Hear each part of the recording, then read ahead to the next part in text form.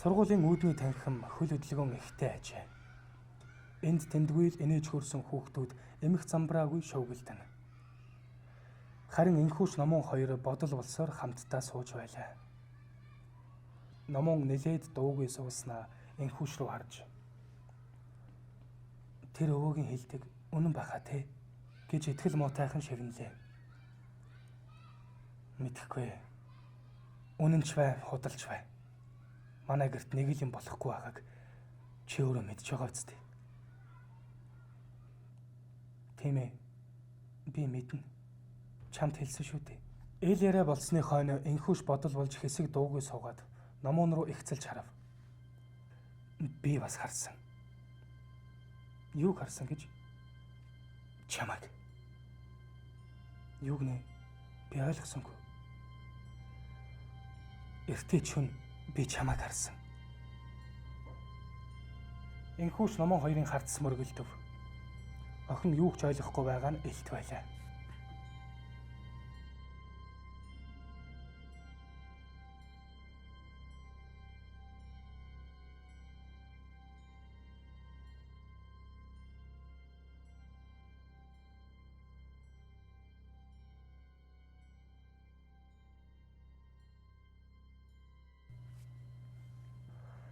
Үдшийн бүрийтэй оролдож гэртээ ирсэн цэцэг их л ядруу гадуур хувцсаа тайлж зогсоно. Тэр өнөөдөр арх уугаагүй эрүүл байх ажээ. Хувцсаа тайлах зураа цэцэг. Намана энхүүшээ та хоёр байна уу? Гэж их л ээлдгэр дуудав. Түүнийг ийм дуудахад цаад өрөөнөөс энхүүшийн байна ээж. Ашгүй та ирээ юу? Гэх дуу сонсдлоо. Хүүгийнхээ дууг сонссон цэцэг муухан инээмсэглээд гутлаа тайлна. Цэцэг тийм ээ. Ээж нь өстой ажил ихтэй байлаа. Явах ядарч байна гэж хэлэхдээ зэрэгцээд энхүүш маш ивгүй чангаар энийхэн тэр.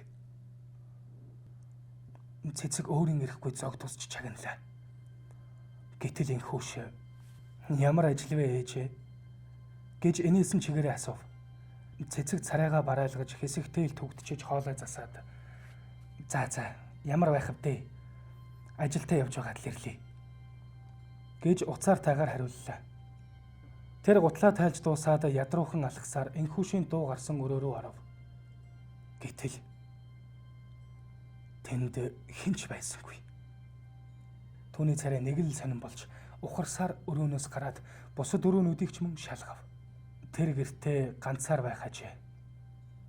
Цэцэг. Энхүүшээ. Минийхөө.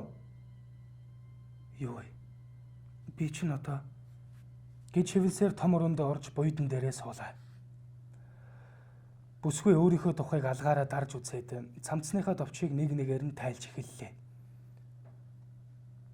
Яг тэр мөчөд түүний хажууханд эмэгтэй хүн тас хийдэл хөхөрхөн тэр. Цэцэг өстө зүрхээ хаглах шахам цочоод тэр зүгт харав. Тэгснээ өрөөний болонд буйдангийн цаатах шалан дээр явган суучгаад солиотой мэд чангаар хөхрөх өөрийгөө олж харах нь тэр. Цэцэг хачгарсаар угсгэж босч ирмэгцээ нүд нь харанхуйлж өрөөний шалан дээр тэрийг хадаж унлаа.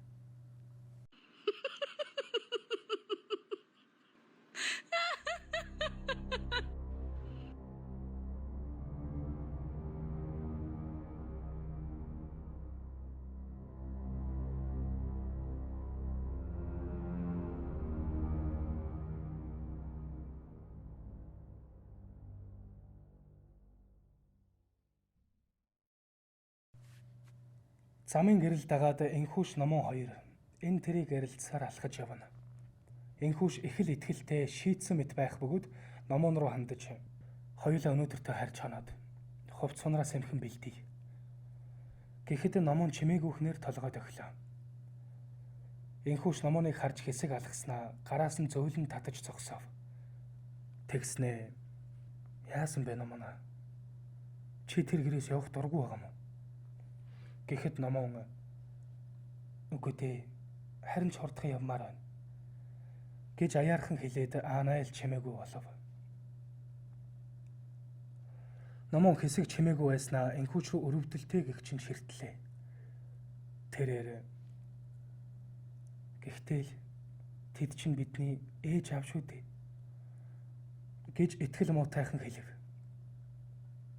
Энхүүч тарин энэ үг таалагдсангүй. Тэр их л шийдэмгээр тэглээгээд тэд чи бид хоёрыг өөрсдийн хүүхдээ гэж бодож байгаа юм хэмээлээ. Тийм ээ. Чиний зөв.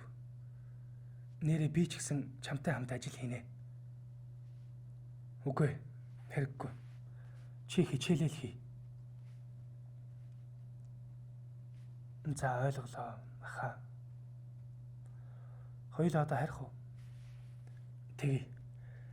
Маргаашнаас хоёулаа тэнд дахиж очихгүй. Тэд ийн ярилцаад цааш үргэлжлүүлэн алхлаа.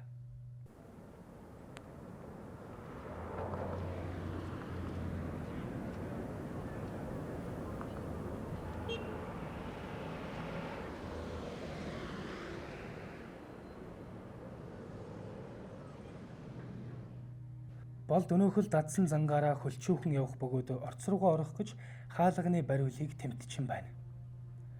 Тэгснээ өөрөөс нь холгүй ирж яваа энхүүш номон хоёрыг хараад хүлээж үүдний сандал дээр тоглоно. Тэр үе зогсуулах бөгөөд хилж дадсан хараалын үгсээ хайр найргүй урсгана. Хүүхдүүд ирлээ. Тэд болдыг хараад юу ч хийж чадахгүй хий дэмээл бүлтэлцэж. Харин болд халааснасаа тамхи гаргаж асаамагцаа. Та нар яас их оройтдгийг. Хоолонд хийгээгүй л үсттэй. Тийм заяа байхгүй л дэмөөсөн гүлгнүүд гэж шүднийхээ завсраар сэгүүлээд ор хэмээн толгоогоороо дохив.